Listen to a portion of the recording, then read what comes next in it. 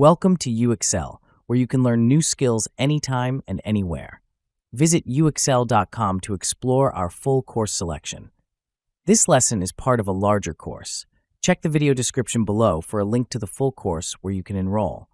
If you enjoy our content, please like and subscribe. For your convenience, the course cover displayed on your screen provides the complete course title and lesson title. Let's proceed with the lesson. Risk-return trade-off. The notion of the risk-return trade-off is pivotal to understanding financial decision-making and investment strategies. It is the fundamental principle that potential return rises with an increase in risk. This relationship underlies much of modern finance and investment theory, dictating that higher-risk investments typically offer higher potential returns to compensate for the increased risk of loss. Conversely, lower-risk investments typically yield lower returns. Understanding the risk-return trade-off is essential for financial professionals, including those pursuing the Associate Professional Risk Manager designation. Investment risk can be broadly categorized into systematic and unsystematic risks. Systematic risk, also known as market risk, is inherent to the entire market or a market segment and cannot be mitigated through diversification. Examples include interest rate changes, inflation, and recessions. Unsystematic risk, or specific risk, is associated with a specific company or industry and can be mitigated through diversification. Examples include business risk, financial risk, and operational risk. The risk-return trade-off is quantitatively represented by the capital asset pricing model, which describes the relationship between systematic risk and expected return for assets, particularly stocks. The formula for CHEM is E equals RF plus beta I minus RF, where E is the expected return on the capital asset, RF is the risk-free rate, beta I is the beta of the investment, and minus RF is the market risk premium. Beta measures an investment's volatility and risk relative to the market. A beta of 1 indicates that the investment's price will move with the market. A beta less than 1 indicates that the investment will be less volatile than the market. And a beta greater than 1 indicates that the investment will be more volatile than the market. For example, consider two hypothetical stocks, Stock A and Stock B. Stock A has a beta of 0.8, and Stock B has a beta of 1.5. If the risk-free rate is 3% and the expected market return is 8%, the expected return for Stock A would be E equals 3% plus 0.87%, and for Stock B, it would be E equals 3% plus 1.5 equals 10.5%.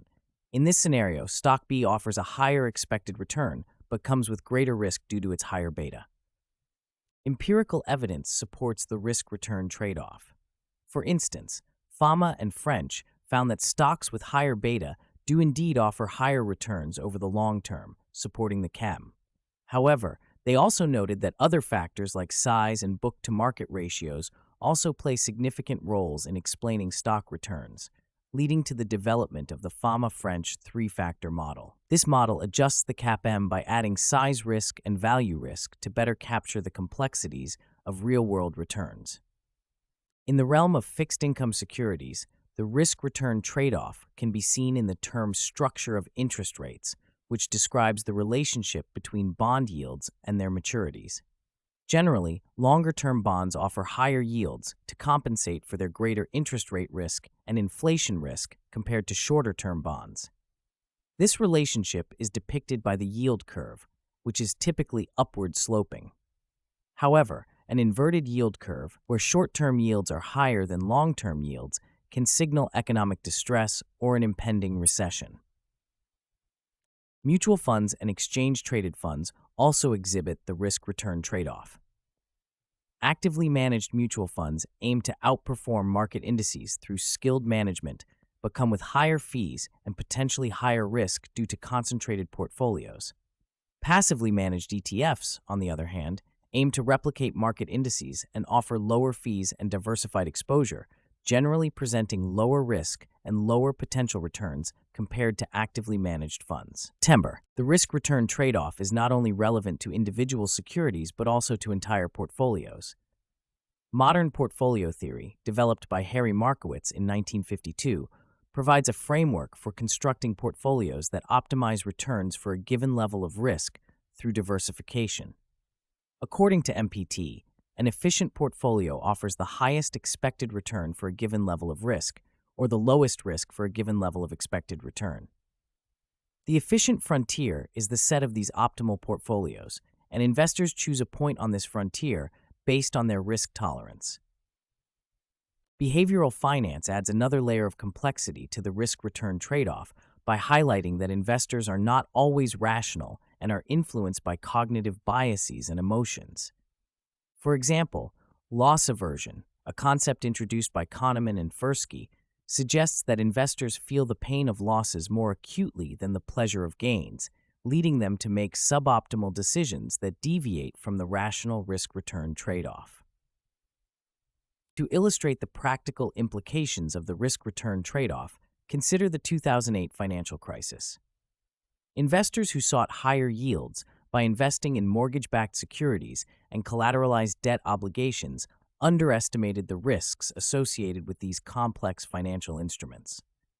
When the housing market collapsed, these high-risk investments led to significant losses, demonstrating the crucial importance of accurately assessing and managing risk in pursuit of returns. In conclusion, the risk-return trade-off is a cornerstone of investment theory and practice. It emphasizes that higher potential returns come with higher risk and vice versa. Understanding this trade-off is essential for financial professionals in making informed investment decisions and constructing portfolios that align with their risk tolerance and return objectives. Through models like CAPM and MPT and insights from behavioral finance, professionals can better navigate the complexities of risk and return. As the financial landscape continues to evolve, the principles of the risk-return trade-off will remain fundamental to achieving financial goals and managing investment risk. This concludes the lesson. We trust you found this video informative and engaging. To enroll in the complete course, please use the link provided in the description below. At UXL, we are committed to your learning journey. Each course offers a certificate of completion, online support, and downloadable resource files to enhance your experience. If you found our content valuable, we invite you to like this video and subscribe to our channel. Thank you for joining us, and we look forward to supporting your continued pursuit of knowledge.